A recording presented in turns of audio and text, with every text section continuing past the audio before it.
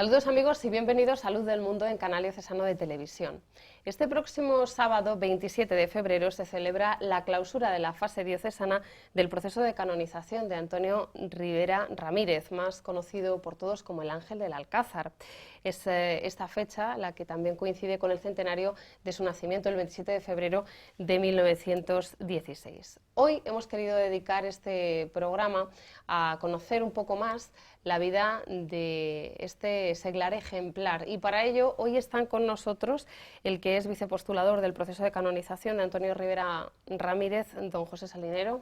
José, ¿qué tal? Bienvenido. Muy bien, hola Conchi, bienvenido, gracias. El viceconsiliario diocesano de Acción Católica General de Toledo, don Fernando Rivero, ¿qué tal? Bienvenido. Hola, muchas gracias. Y como delegado de apostolado seglar, Isaac Martín, bienvenido. Muchísimas gracias. Bueno, vamos a empezar señalando, indicando el motivo de esta jornada. El próximo sábado, 27 de febrero, un día muy importante. Tenemos aquí al delegado de apostolado seglar, pero también está de alguna manera representada la Acción Católica General de Toledo. Y cuando hablemos de Antonio Ribera, para los que estén un poco más desconectados o no le conozcan, van a entender el porqué, ¿no? Aparte, por supuesto, del vicepostulador que también nos acompaña, ¿no?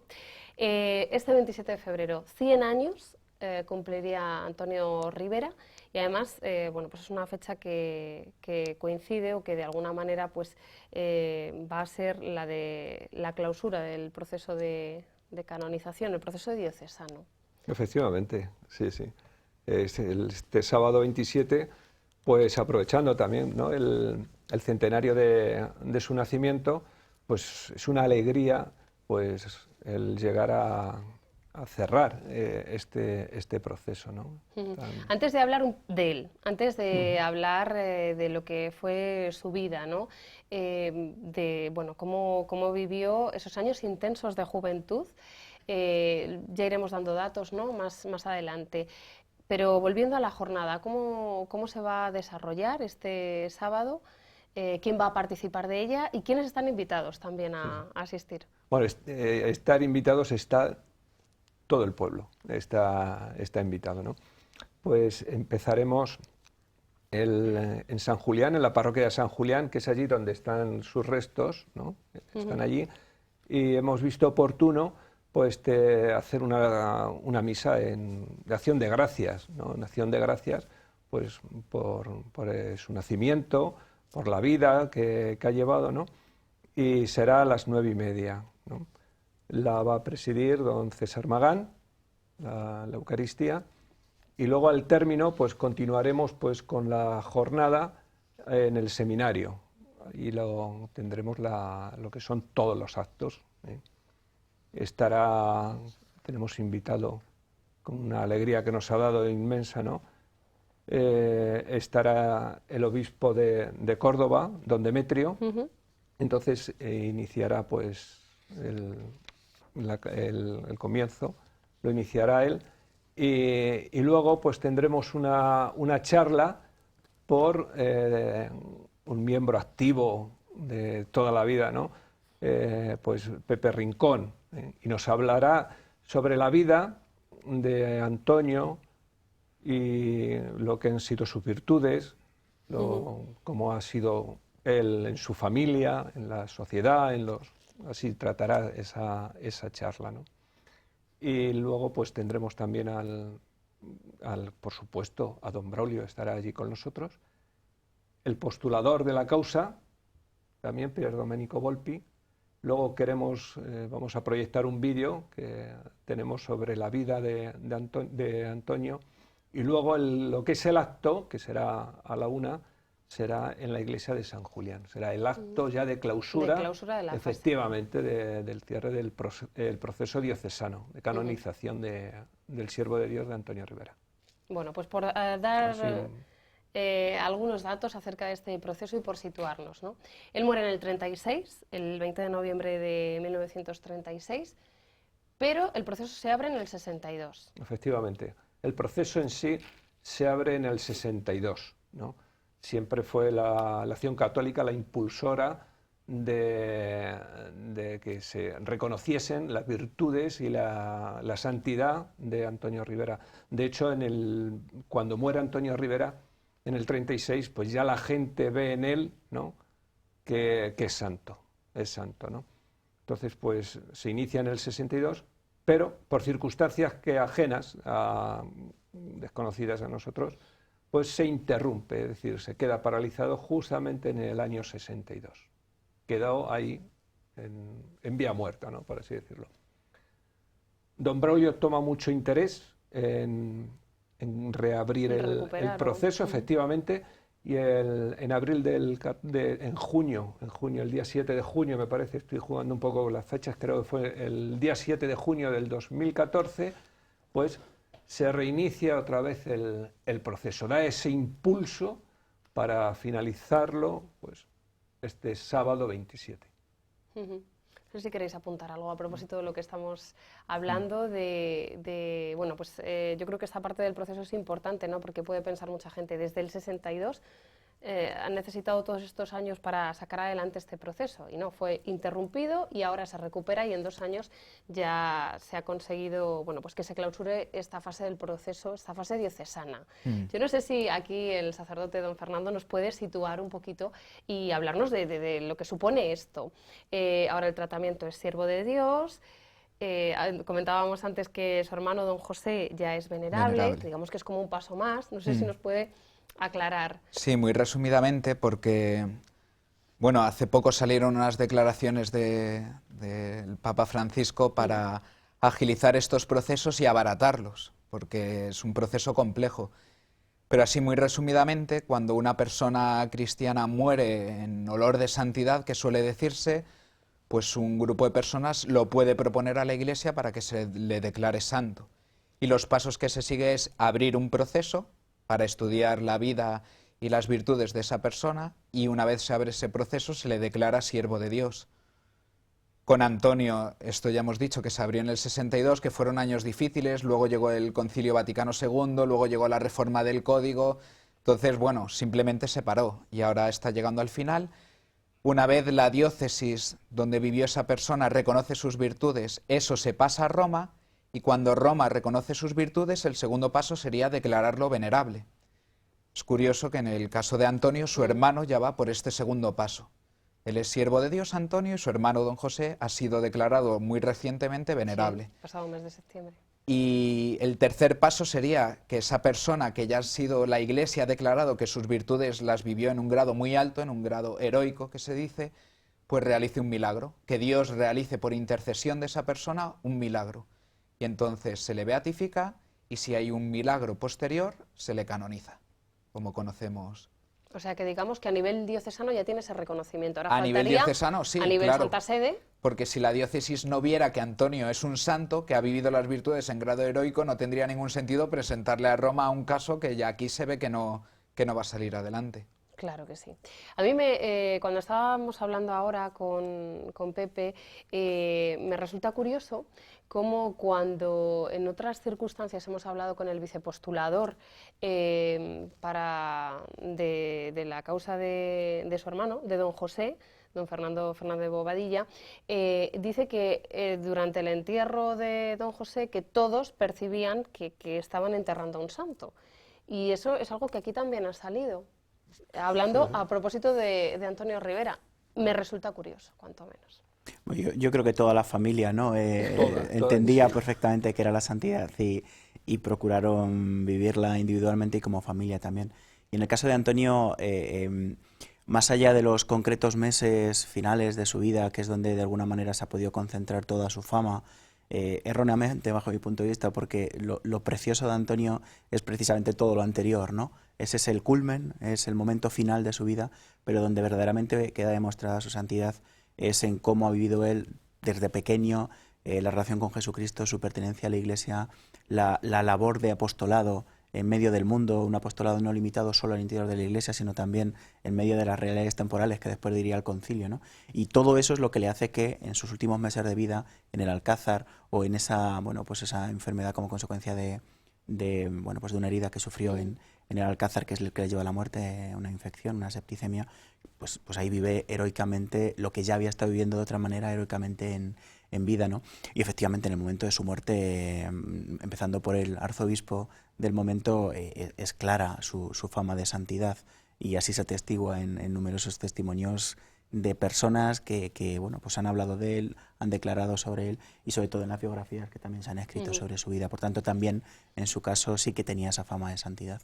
Fijaros, que el otro día hablando con su hermana, con Ana María, ¿no? Que aún vive, vive, pues nos contaba anécdotas, que tiene, bueno, va camino de 93 años y tiene una memoria, un memorión increíble, ¿no?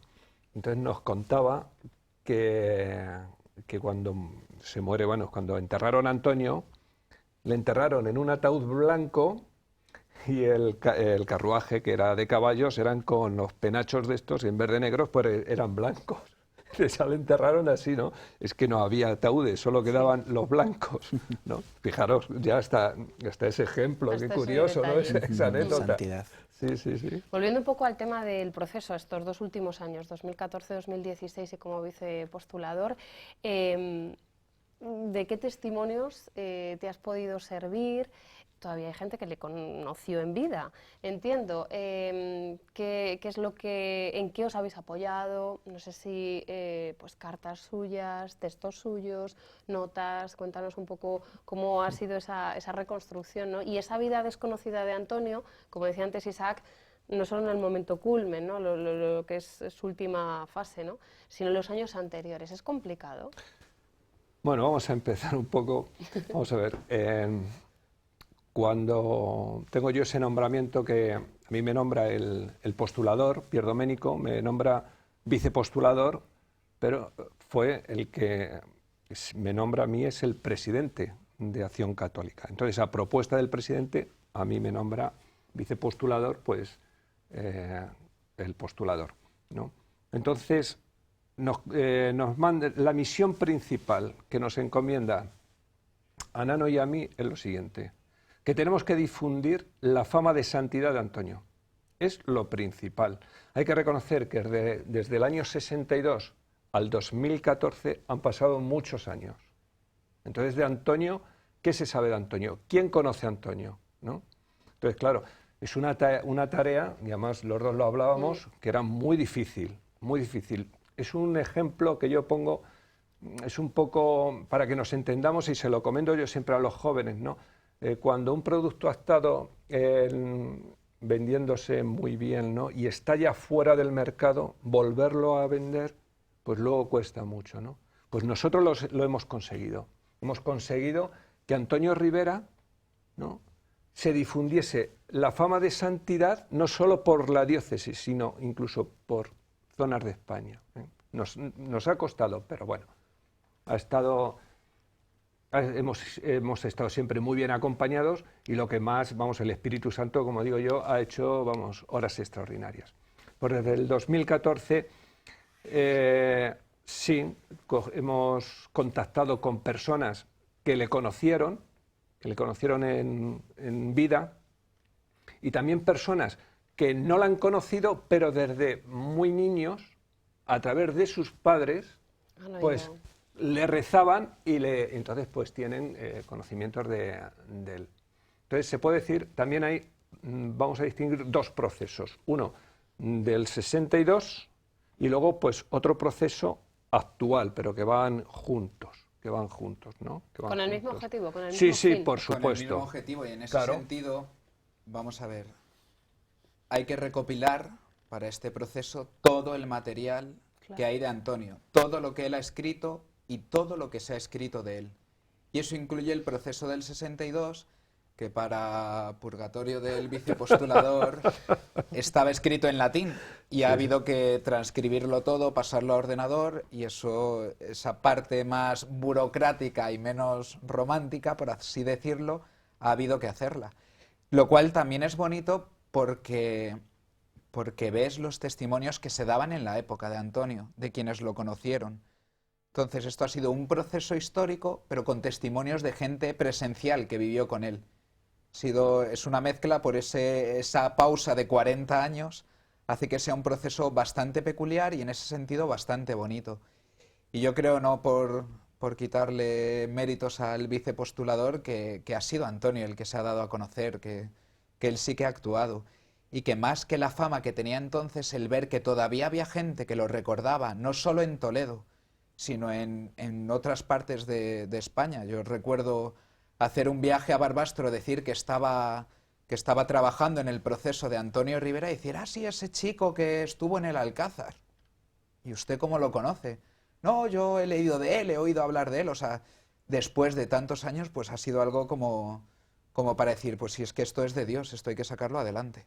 Hace poco tiempo igual estuve yo en unas jornadas de postuladores y vicepostuladores, ¿no?, en la conferencia episcopal, y había sacerdotes mayores, ¿no?, que no entendían el por qué Antonio todavía no se le había reconocido las virtudes que tenía, ¿no? Yo no sé si su hermano, que es venerable, que está un pasito más, ¿no?, la fama de don José nos habrá servido para abriros camino también, porque... No. ¿No? Al revés. Al revés. Yo creo que don José... Hay que distinguir... Dicho por el mismo don José, el santo era mi hermano. Era mi hermano. Entonces le hacemos caso, como es venerable, nosotros le hacemos mucho caso a esas palabras de don José. Es cierto es cierto lo que dices en el sentido que, bueno, el que ya haya abierto otro proceso sobre su hermano puede ayudar, ¿no? Incluso a la hora de recoger testimonios en el proceso de beatificación de Antonio Rivera. En cuanto al fondo, es claro, don José lo tiene escrito, don Fernando lo ha dicho en numerosísimas ocasiones, es un referente, sin duda ninguna, para don José, su hermano Antonio, ¿no? Para él y para toda la familia. Don Demetrio Fernández, yo se lo he oído en más de una ocasión, el obispo de Córdoba, que conoció muy bien la figura de Antonio a través de don José. Pues él, cuando habla de Antonio, dice que fue, pues, una implosión para toda la familia, ¿no? Es Antonio, no solo con su muerte, sino con su vida, el que a esa familia que ya es católica la lleva a vivir mucho más fuertemente su fe como familia y a nivel individual cada uno de esos miembros, ¿no? Empezando por lo concreto, pues por el comulgar diariamente y bueno, pues por otra serie de circunstancias, la formación, el apostolado, ¿no? Entonces es Antonio, sin duda ninguna, el motor de esa familia y quien influye decisivamente en todos ellos y particularmente en don José. Además es el que transforma, Antonio es el que transforma a su familia, a todos, padres, hermanos. Él es el detonante como él, para todos, Antonio. ¿Testigos que vivan, que le conozcan? Sí, que era... Bueno, su hermana. Que era su hermana y que eran personas mayores. Hace poco tiempo vi, es que no sé cómo se llama, pero bueno, es una persona muy conocida del apostolado y de la adoración nocturna, bueno, deja de ser apostolado. Y un día hablando con él, dice, ¿sabes que yo le conocí teniendo 6 años? Y yo, ¿y eso? Dice, pues porque iba a venir un señor a darnos una charla y dijeron que era el presidente de los jóvenes de Acción Católica. Y dice, claro, dice, sí es Antonio, dice, y todos íbamos a oírle. Dice, y me acuerdo lo bien que hablaba con 6 años. Con 6 años recibiendo una charla. Con 6 años, el niño, sí. Y luego también hay otra persona que conoció a Antonio porque su padre era muy amigo de Antonio. Eran muy amigos. Y entonces, cuando don Andrés Marín, que era muy amigo de Antonio, ¿no? Y entonces le llevaba a su hijo, pues, a verle cuando estaba allí en su casa, en la camilla, en la cama, bueno, allí, después de salir del Alcázar, ¿no? Y le llevaba, pues, a verle, ¿no? Y tiene ese recuerdo de Antonio, de pequeño, ¿no? Y luego, bueno, como he comentado antes, su hermana. Y más gente, fuimos a hacer una entrevista a una mujer de aquí de Toledo que le conocía. Sí.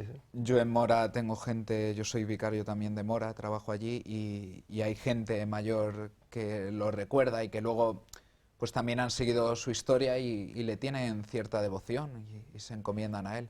Es impresionante en ese sentido el comprobar cómo en toda la diócesis, en los pueblos que él visitó, siguen esos testimonios. Yo soy de Sonseca y a mis mayores de la parroquia me han hablado en numerosísimas ocasiones, ya no solo de las veces que fue Antonio, sino de los lugares en los que estuvo, dónde durmió, qué cosa pasó cuando estaba pasando justo por debajo de un balcón que lo increparon en un momento de preguerra. Es decir, todo esto se ha conservado en las gentes de los pueblos, ¿no? Antonio hizo una labor impresionante de apostolado y sobre todo de revitalización de los jóvenes de Acción Católica. Creó más de 30 centros de Acción Católica con más de 3.000 miembros y en este sentido, bueno, pues eran muy frecuentes sus visitas, sus charlas, sus alocuciones para infundir, bueno, ánimos a los que estaban allí. Y claro, lo curioso de esto es que pervive, es decir, que siguen resonando sus palabras, siguen resonando su ejemplo, su forma de animar, ¿no? Hasta el punto de que recuerdan lo que antes decía, dónde estuvo, qué hizo, y esto verdaderamente es otra de las pruebas de que Antonio, bueno, pues en fin, dejaba su huella en aquello que hacía. Era buen sembrador. Sí, sí. Era buen sembrador y la semilla quedó ahí y sigue y sigue. De hecho, de él se conservan...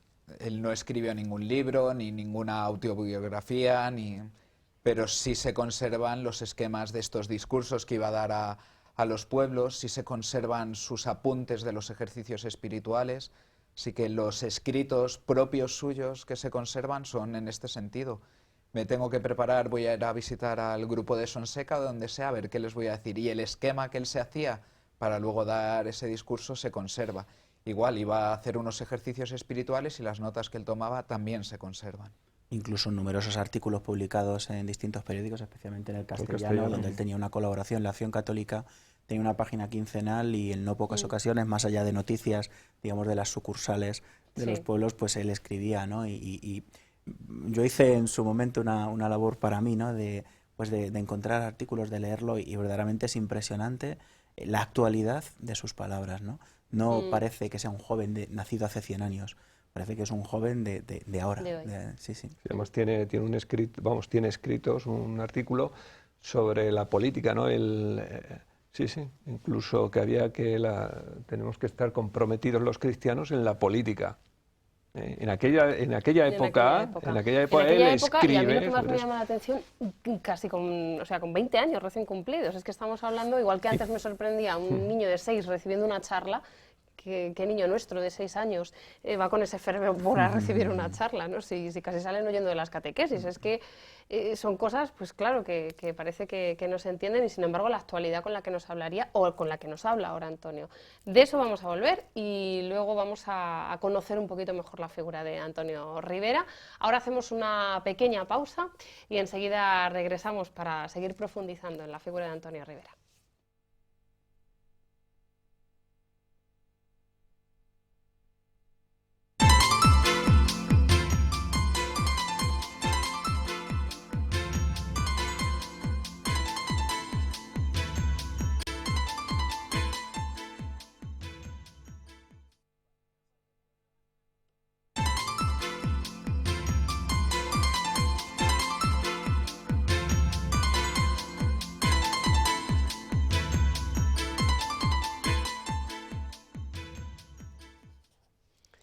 Bueno, y seguimos aquí en Luz del Mundo, en este programa que estamos dedicando hoy a la figura de Antonio Rivera Ramírez. Como ya les hemos contado, este próximo sábado 27 de febrero se celebra el centenario de su nacimiento y también se celebra, muy importante, la clausura del proceso la clausura diocesana del proceso de canonización. Bueno, de todo esto estamos hablando con don Fernando, con Isaac, con Pepe, que es el vicepostulador. Estábamos hablando de cómo se va a desarrollar la jornada y ahora en los siguientes minutos a mí me gustaría profundizar en quién fue Antonio Rivera. Bueno, pues entiendo que habéis tenido que manejar muchísima documentación, muchísima información. Vamos a intentar ordenar todo esto y dar a conocer ese objetivo que os encomendaron en su día, la figura de Antonio, difundir la fama de la santidad y la Rivera. Bueno, pues empezaremos así al cortito, pues os comentaré que Antonio nació en un pueblecito de Segovia, Riaguas de San Bartolomé. Allí en Riaguas de San Bartolomé, pues un 27 de febrero del 16, ¿no? Allí su padre trabajaba porque era médico Entonces, pues a los pocos meses de estar por allí, decidieron venirse a Toledo. ¿El por qué? Por la sencilla razón que su padre, al visitar a las personas que había por allí de las aldeas, como se trasladaba en un caballo, cabalgadura, pues sufría del estómago, ¿no? Entonces eso le hace cambiar de lugar. Aquí tiene un hermano suyo y se deciden venir aquí a Toledo, ¿no? Entonces, pues aquí se inicia un poco pues la vida de los Rivera, ¿eh? Son 4 hermanos, vamos, 4 hijos los que tiene este matrimonio. El padre es médico. ¿El mayor es Antonio? No, el mayor es Carmelina. La mayor es Carmelina, que ella pues se metió en un convento de clausura, religiosa, ¿no? Ya falleció. Luego estaba Antonio, luego Ana María y luego José, que es el sacerdote venerable, ¿no? Y de los 4 solo vive Ana María, ¿no? Bueno, pues la familia se instala en Toledo, empezaron a vivir en una casita que hay al lado de la plaza en la plaza de las cadenas, en las cadenas, ¿no? Sí. Ahí vivían. Hasta que luego se mudaron a lo que es su casa, que es la plaza de Santa Isabel. Allí hicieron su vida, ¿no? Antonio. Entonces, él no fue al colegio, tenían allí una señorita que les iba a dar las clases, doña Pepita, se llamaba Pepita, ¿no? Iba allí a darle las clases, a él y a su hermana. Luego, pues, la madre, doña Carmen, él los preparaba pues en la vida espiritual, les daba las catequesis, efectivamente, ¿no? Ella le preparó a Antonio para la primera comunión. Ella le preparó, ¿no? Hay una anécdota que se cuenta que ese día trataba el tema de la caridad, ¿no? Y entonces, para ver si lo había entendido lo que era la caridad, entonces le comenta a Antonio, ¿qué es para ti la caridad? Entonces, pues para mi mamá la caridad es ver a la señora Paca pasear por la plaza de Santa Isabel, ¿no? Entonces, la señora Paca era una persona mayor que no podía andar, estaba inválida. Entonces, para él era la mayor alegría y su caridad, pues, verla por ahí andar, ¿no? Fíjate, con 7 años ya tenía, ¿no? De hecho, desde pequeño él siempre demostró una sensibilidad grande y una sensibilidad orientada hacia Dios. Hay muchas anécdotas que hablan de esto, ¿no? Él se puso malo de sarampión, la cura era un poco dolorosa y... Con 2 añitos. Y cuando su padre pues le curaba, pues claro, a él le dolía y acaba diciendo, pero papá es bueno. Y otra vez pues se puso a llorar, pues la típica llantina de niño que todos hemos tenido, y cuando vio a su hermana que le contagiaba el llanto, se paró por ver a su hermana llorar, que le había contagiado, y dijo, a jugar. Dio la orden y se acabó la llantina en casa. Entonces él siempre destacó por tener como esa sensibilidad grande que orientó desde el principio hacia Dios. Cuando sus padres le llevan por primera vez a ver el mar, la expresión que le sale es, qué grande es Dios, qué grande es Dios. Él ve pues esta maravilla de la creación y se acuerda del Creador. O sea, que él desde muy pequeñito, pues siempre destaca por tener esa sensibilidad orientada hacia Dios que va a ir creciendo. Porque como ha dicho Pepe, luego va a hacer la comunión en el seminario, y a partir de ahí va a querer siempre más. En la época, estamos hablando del primer tercio del siglo XX, no se comulgaba todos los días, se comulgaba en las fiestas grandes y algún domingo. Eso era lo común, eso era lo usual y eso era lo frecuente. Y él va a tener siempre ese deseo de acercarse cada vez a recibir más frecuentemente al Señor, cosa que la Iglesia va a acabar recomendando. En este sentido, Antonio va a ser como muy adelantado a su época. Cosas que Antonio va a sentir, cosas que Antonio va a querer vivir, luego la Iglesia las va a proponer a todo el mundo. Y por eso también nosotros, especialmente este 27 de febrero y para siempre, pues queremos proponer a Antonio, porque está muy en consonancia con lo que la Iglesia quiere para nosotros. Va a acabar terminando de comulgar a diario cuando le dé permiso su director espiritual. O sea, que va a ir siempre como creciendo en esa virtud y en ese trato, en ese acercamiento con el Señor y en esa sensibilidad. Pero es curioso, además, tenía 14 años cuando toma esa decisión y lo habla con su padre. Le pide permiso, por así decir, a su padre. Habla, porque con su padre tenía mucha relación en ese aspecto, ¿no? Y le pedía permiso, ¿no? Incluso él, ya yendo a comulgar todos los días, invitaba a sus amigos a que hiciesen lo mismo y que viesen en la comunión la grandeza espiritual que hay para cada uno y lo que nos ayuda a crecer en la espiritualidad, ¿no? El tener ese contacto con Jesucristo. Con 14 años, en esa época que no se imaginaba, como ha dicho don Fernando, ¿no?, el ir a comulgar nada más que los domingos y fiestas de guardar, como se suele decir, ¿no? En ese sentido, Antonio es apóstol precoz, se le podría dar ese título. Porque es que en sus recreos, en su trato con los compañeros, en su catequesis, pues destacaba por eso, por hablarle a sus compañeros de Dios, por darles a conocer a Dios, por invitarles a que vivieran su cristianismo, que en esa época había un cristianismo social todavía un poco más asentado, a que profundizaran, a que lo vivieran de corazón. Y ya con 15 años, si no recuerdo mal, se enrola en el Sindicato de Estudiantes Católicos para llevar en su ambiente, él era estudiante, pues para llevar sus valores, para llevar su fe en el ambiente en el que él estaba. Un año después ya le nombran presidente. A mí eso es algo que me llama muchísimo la atención, y aprovechando que está aquí Isaac y que sabe lo que es. O sea, a los 14 años entra en la Juventud de la Acción Católica, a los 15 forma parte de ese sindicato de estudiantes, ¿no?, católico, de Estudiantes Católicos. Pero es que a los 17 años, con 17 años, es que yo lo traduzco y lo aterrizo a mi tiempo, con 17 años, presidente de la Acción Católica General de Toledo. El arzobispo le pide que presida los jóvenes de la Acción Católica, que en ese momento están empezando a desarrollarse en toda España, porque, bueno, en todo el mundo, ¿no?, porque, en fin, así lo quería el Santo Padre. Y él, bueno, simplemente porque se lo pide, su obispo dice que sí, manifestando sus dudas, evidentemente, sobre todo por el impedimento, podríamos decir, de la edad, ¿no? A lo cual el propio obispo responde diciendo que esto se cura con el tiempo. Y efectivamente sí, claro, así fue, ¿no?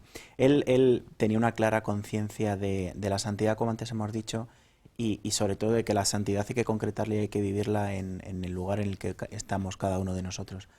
A mí quizás lo que más me sorprende de Antonio es cómo se adelanta al Concilio Vaticano II, es decir, el modelo de vivencia de la vocación laical que nos propone el Concilio Vaticano II 30 años después, él lo está viviendo, y como él otros muchos jóvenes de la Acción Católica en ese momento en España, ¿no?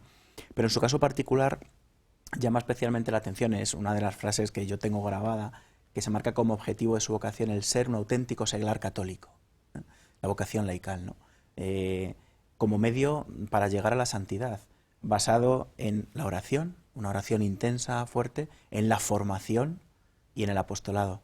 Entonces, cuando uno va leyendo sus escritos, va sabiendo cosas de su vida, escucha o lee los testimonios de otras personas sobre él, se da cuenta de que verdaderamente eran el triple eje de su vida, que no eran declaraciones programáticas o pura teoría, ¿no? Era su vida, era realmente su vida, ¿no?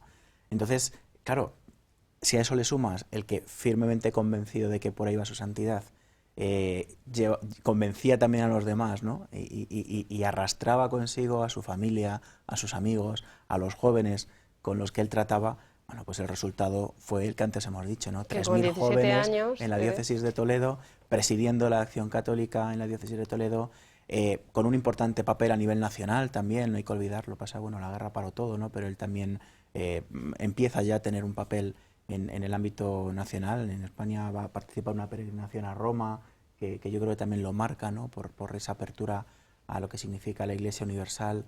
Y luego todo ello sin descuidar su vida personal, sus estudios, la relación con su novia, en fin, un joven normal, católico, pero firmemente convencido y desde luego con las cosas muy claras. ¿Estudiaba Derecho también? Estudiaba Derecho, es que los que estudiamos Derecho... Él estudió Derecho, obtuvo la licenciatura en Derecho y empezó a preparar oposiciones para registrador. A mí cuando hablo de esto siempre me gusta recordar, porque es otra de las cosas que me llamó mucho la atención de él. Él podía haber optado por muchísimas cosas, porque bueno, pues digamos por el perfil de su familia y en ese contexto el tener la carrera de Derecho pues le impulsaba una vida de éxito allí donde estuviera, ¿no? Pero él elige ser registrador no por la fama, no por el prestigio, no por el dinero que pueda ganar un registrador de la propiedad, sino sencillamente porque es la profesión que le va a permitir compatibilizar unos ingresos para mantener a su familia con la labor de apostolado.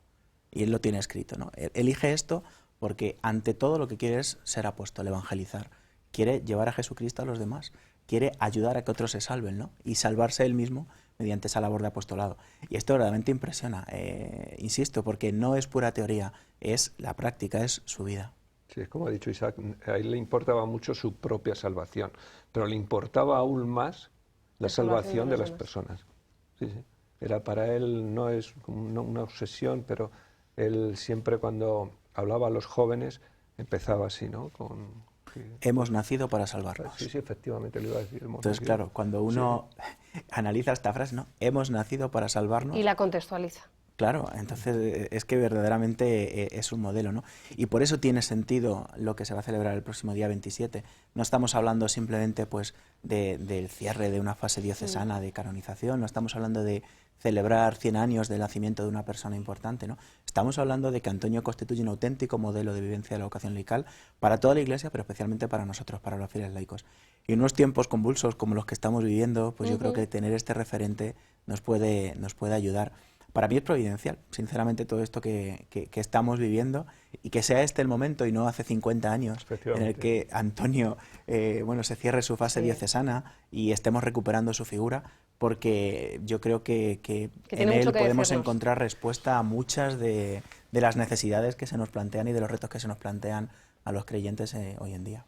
Y de retos tenía él siempre, ¿no? La formación para la gente que quería él que estuviesen bien formados, ¿no? Y luego invitaba pues a los jóvenes pues a hacer ejercicios espirituales. De hecho, él hacía tandas de ejercicios con jóvenes, pues pero de 100 y pico personas, ¿no? Es lo primero que hace cuando es nombrado presidente. Dice, me marco su programa, estos lo objetivos. primero, ejercicios espirituales para los jóvenes. Y siempre, como he dicho, obediencia. Le mandaban algo, obedecía.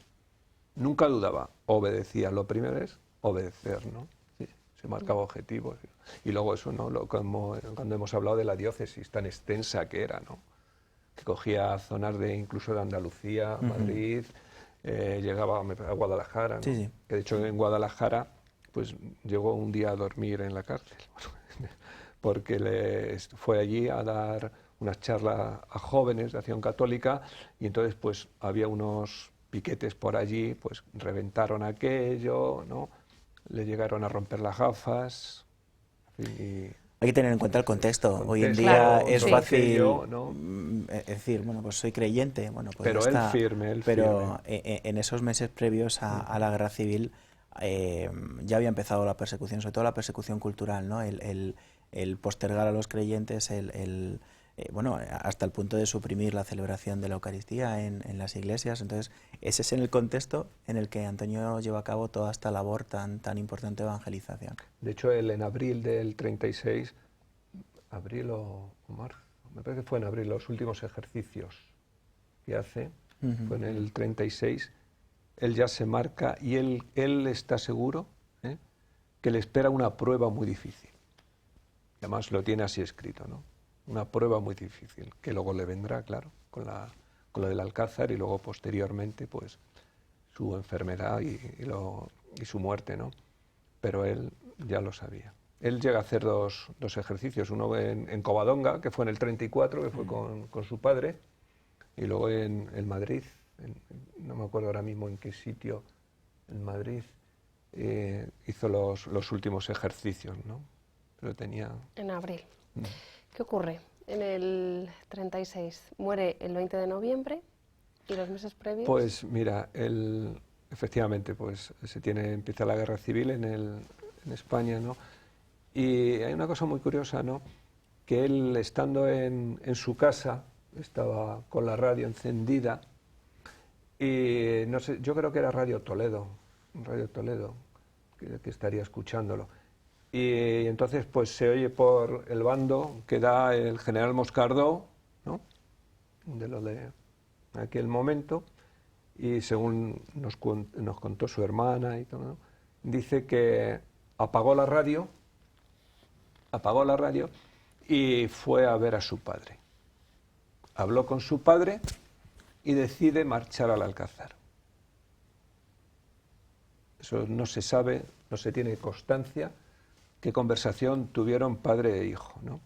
Sí parece que antes había intentado buscar al conciliario de la Acción Católica o hablar con un sacerdote porque él vive de una manera también muy intensa esa comunión, esa virtud de la obediencia, ese saberse que uno no es absoluto, sino que... Y al no encontrarlo, pues se ve en la necesidad de decir, bueno, pero yo sigo, o sea, no he podido pedir consejo, entonces es cuando acude a hablar con su padre y tienen esa conversación de la que excluyen al resto de la familia. Los hermanos eran pequeños y la madre, pues por la sensibilidad que provoca una madre en su hijo, él prefiere no hablar con ella. Entonces esa conversación es después de escuchar la situación, que también era un poco confusa, porque algunos decían que el Alcázar ya había caído, había propaganda un poco para engañar. Él sabía que algunos miembros de Acción Católica estaban allí, pues toma la decisión de hablar con su padre. Y luego testimonios de personas que convivieron con él esos meses en el Alcázar ponen de manifiesto que el verdadero motivo por el cual él había ido allí era sencillamente por servir a la Iglesia, ¿no? Él era muy consciente, como ha dicho Nano, de que allí también había militantes de Acción Católica, había jóvenes a los que él se debía, como presidente que era de ellos, y era muy consciente de las circunstancias tan duras por las que iban a pasar las personas que estaban allí. Y de hecho, durante las semanas que estuvo en Alcázar, hasta que fue liberado en septiembre, pues se dedicó, más allá de cumplir con sus obligaciones, con las órdenes que le daba el mando militar correspondiente, se dedicó a evangelizar, se dedicó a rezar él, pero se dedicó a animar espiritualmente a los demás, incluso a los no creyentes, ¿no? En un contexto de guerra, de sufrimiento, de carencia, podemos imaginar lo que puede suponer el saber que en cualquier momento puedes morir, pues él animaba espiritualmente a ese bien morir, que puede llegar en cualquier momento, pero no solo, sino que seguía contribuyendo a que se formasen, especialmente la joven generación católica que estaban con él, hacían meditación diaria colectiva, rezaban el rosario. Él siempre se recuerda, ¿no?, cómo se llevó el Evangelio de San Juan, el rosario y un cilicio, efectivamente. Que ahí deja clara cuál era su intención, ¿no? Uno puede decir, pues llegó allí y al final se decantó, pero es que si tú vas a un sitio sabiendo la situación, teniendo a tu padre médico y no te llevas ni medicinas, ni comida, ni ropa de repuesto, y te llevas eso, instrumentos para el acercamiento a Dios, pues es que tu intención es ir a lo que ha sido muy siempre. Bien en qué estaba pensando cuando escribe esas reflexiones en sus últimos ejercicios. En esta era la prueba, podía ser el final de su vida, y sencillamente, pues siendo consciente de que hemos nacido para salvarnos, pues él quiere intensificar su relación con Jesucristo y al mismo tiempo quiere hacerlo sin dejar de ser apóstol. Esto es lo que le hace grande, ¿no? Él digamos, no es ahí donde se transforma en santo, sino que yo creo que toda su vida es lo que le va conduciendo a manifestar lo que verdaderamente es, allí en esos meses, ¿no?, ante todas las personas. Y esto es quizás lo que más ha llamado la atención, ¿no? Antes lo decía Nano, se le conoce como el ángel del Alcázar, allí donde vaya uno, pues siempre lo recuerdan como tal, pero precisamente porque vivió como vivió durante todos los años previos, porque tuvo esa vida de fe, porque tuvo esa confianza en Jesucristo, porque se estuvo formando y pues se manifestó allí como lo que ya era, ¿no? Por tanto, es como el culmen. Y bueno, verdaderamente el culmen es el momento de su muerte, como consecuencia de las heridas en el Alcázar, una granada, justo bueno, pues en los múltiples intentos que hubo de rendir el Alcázar, se provoca una explosión, minan, bueno, entonces ese día hay un nuevo asalto y él, por intentar recuperar una metralleta que estaba en el patio de armas, creo recordar, bueno, pues lo lanza una granada desde el piso de arriba y le revienta un brazo, se lo tienen que amputar en el momento, y bueno, como fruto, como consecuencia de las heridas, en un contexto donde no había medicinas, no había, incluso él renuncia a que le den sedantes, anestesia en favor de otros heridos en ese momento. Bueno, pues tiene una septicemia brutal que es la que le conduce a la muerte, ¿no? Por tanto, los 2 meses que transcurrieron desde que él vuelve a casa hasta que muere, pues fueron meses de sufrimiento, de dolor, en fin, también de preparación, ¿no? Y también ahí, en ese contexto tan difícil, realmente seguía siendo ejemplo para su familia, para sus amigos, para el arzobispo que iba a visitarlo, para el director espiritual, para la Acción Católica, ¿no? Por tanto, toda su vida es verdaderamente impresionante. quiero Sí, recordar quizá también. al principio de su vida Antonio es el apóstol, es apóstol incansable. En el Alcázar es el héroe o el ángel, como se Sí, le ha como le apodado, han- pero realmente en esos últimos meses es la entrega silenciosa, es el ofrecimiento al Padre y él es consciente y él lo hace, y ahí es el santo. O sea, todo se va fraguando, todo está relacionado, no deja de ser apóstol, ni héroe, ni santo en ninguna de las Sí. tres, pero por destacar, o sea, los primeros 19 años de su vida es un apóstol, en el Alcázar es un ángel preocupándose por todos, tratando de llevar la palabra de Dios, mensajero de la palabra de Dios en esa situación a todos, y al final se entrega y es el santo y culmina esa ofrenda, esa vida que él ya había ofrecido a Dios pues desde hacía tiempo. También quiero recordar que mismamente dentro del Alcázar, pues hay momentos muy difíciles y él es el fermento para esa gente, porque también hay mucho odio y él procura Claro. que no haya odio. De hecho, desde el momento que están allí, pues no había ningún sacerdote, no podía él alimentarse de la Eucaristía, ¿no? Y entonces mandan a un sacerdote para que les impartiese En un momento en las el conversaciones acceso, ¿no? entre... Conversaciones creo que era el entre ese, general mandan a un Rojo. sacerdote, tal y cual. Y en la homilía, por lo visto, les invita a que se rindan. Entonces, claro, la gente de allí se echaba encima del sacerdote y que incluso le querían linchar. Y él ponía paz, porque ante todo él veía al sacerdote, ¿no? Al sacerdote. Y él, pues, él comentaba que como ese día no había gozado nunca, ¿no? El haber podido comulgar, Antonio. Para él fue. Y luego una de las cosas cuando habéis comentado, ¿no? Cuando le ponen en la camilla que va herido con el brazo colgando, ¿no? Pues, bueno, de hecho en el transcurso, que cuando le llevaban a la enfermería, pues él iba pidiendo perdón por aquel que le había tirado la granada, ¿no?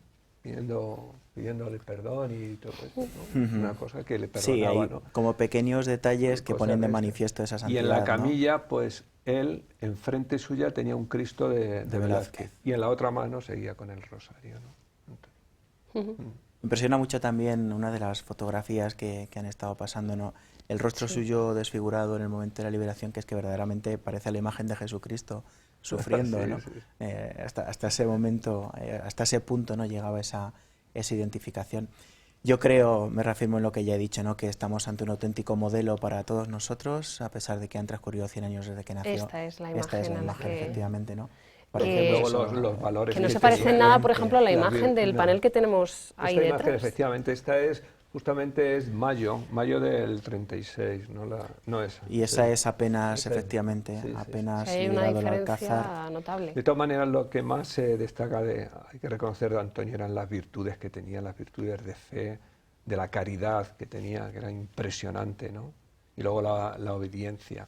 Fijaros, nos contaba Ana María, que esto no lo sabíamos, que por la enfermedad que tenía, septicemia, ¿no? No podía beber agua. No sé por qué no podía beber agua. Y entonces, claro, él pasaba una sed impresionante, impresionante. A lo mejor podía beber unas gotas de agua, impresionante. Y él lo ofrecía, ¿no? Y entonces ya al final de ya que se iba a morir, ¿no? Cuando le llama a su padre y dice, quiero hablar con el médico, no con el padre, ¿no? Me voy a morir. Entonces fue cuando el padre le dice, te vas a morir, ¿no? Y él pide un vaso de agua. Un vaso de agua. Es decir, lleva... ¿Cómo se entrega? Sí, sí, totalmente él se entrega. Y otra de cuando las curas que le hacían las curas a Antonio, eran unas curas muy dolorosas, muy dolorosas. Le salía una pierna pues, que estaba por todo el cuerpo, estaba ya una infección generalizada, ¿no? No se quejaba, no se quejaba. Entonces el padre le dice que por favor, Antonio, que por tu bien, quéjate, ¿no? Quéjate. Por obediencia, al día siguiente le está haciendo el padre las curas y claro, se empezó a quejar. Y se queja. Los gritos que había por la casa, bueno, todo el mundo, hasta el mismo padre, decía, ¿qué estoy haciendo, no? Entonces fue cuando dice, ¿lo ves, papá? ¿Cómo no me puedo quejar, no? No me puedo quejar. Entonces, pues, esa es la vida de Antonio, las virtudes que tenía, que eran impresionantes, el amor que tenía a la Iglesia, ¿no? A Jesucristo. Y la certeza de la salvación, ¿no? Sus últimas Totalmente, palabras como los es santos, ¿qué queréis sí. para ¿Qué queréis el para cielo? el ¿no? cielo cuando está a punto de fallecer, ¿no? Efectivamente, Soy consciente de efectivamente. que por misericordia de Dios estoy llamado a la santidad, a la vida eterna. He vivido entregándome plenamente, incluso en estos momentos finales de sufrimiento, y por tanto ya solo me queda esto, ¿no? ¿Qué queréis para el cielo? Y luego la ejaculatoria que tenía cuando le iban a dar de comulgar, ¿no? Pues siempre decía eso, ¿no? Yo no puedo, pero tú sí puedes. Yo no puedo, pero tú sí puedes. La repetía una vez y otra vez y otra vez. Así diariamente, ¿no? Diariamente. Bueno, yo creo que con todo lo que hemos contado es muy importante la jornada de este próximo sábado 27 de febrero. Vamos a repasar rápidamente, si os parece, cómo y dónde se va a desarrollar por todos aquellos que se hayan ido incorporando al programa, en qué sitios se van a celebrar cada uno de los actos que hay previstos. Así que, venga, ¿por dónde empezamos? Pues comenzamos a las 9:30 en la parroquia de San Julián, donde don Francisco César García Magán, provicario de la diócesis, celebrará la Santa Misa en acción de gracias por la clausura y por el centenario de Antonio Rivera y por la clausura de la fase diocesana de su proceso. Desde allí, terminada la Eucaristía, subiremos al Seminario de Toledo, donde van a ser los actos principales, porque se concluirá en la iglesia de San Andrés, que está al lado. A las 11, en el Seminario de Toledo, habrá unas palabras de don Demetrio, que ha tenido a bien venir y que conocía mucho a Antonio y que ha sido amigo de la familia y que ha estudiado bastante esta causa. Entonces habrá unas palabras de saludo de Monseñor Demetrio Fernández, obispo de Córdoba.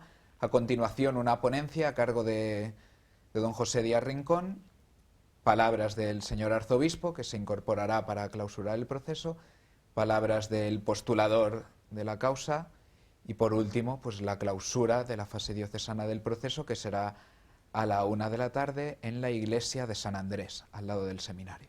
Oración, formación, acción. Empezamos con la misa, conocemos mejor a Antonio Rivera y a propósito de Antonio Rivera, pues seguramente el ponente nos recordará qué virtudes hemos de vivir y cuáles deben ser los pilares de nuestra vida, y terminaremos con la acción, que es una responsabilidad de la diócesis, el cerrar esta fase diocesana y el proponer a Antonio como modelo de santidad. Estupendo. Bueno, pues muchísimas gracias a los tres por acompañarnos. Quedamos citados este próximo sábado 27 de febrero. Gracias, Pepe, Isaac, don Fernando. A ti. Y a ustedes igualmente, gracias por su compañía. Volvemos la semana que viene. Adiós.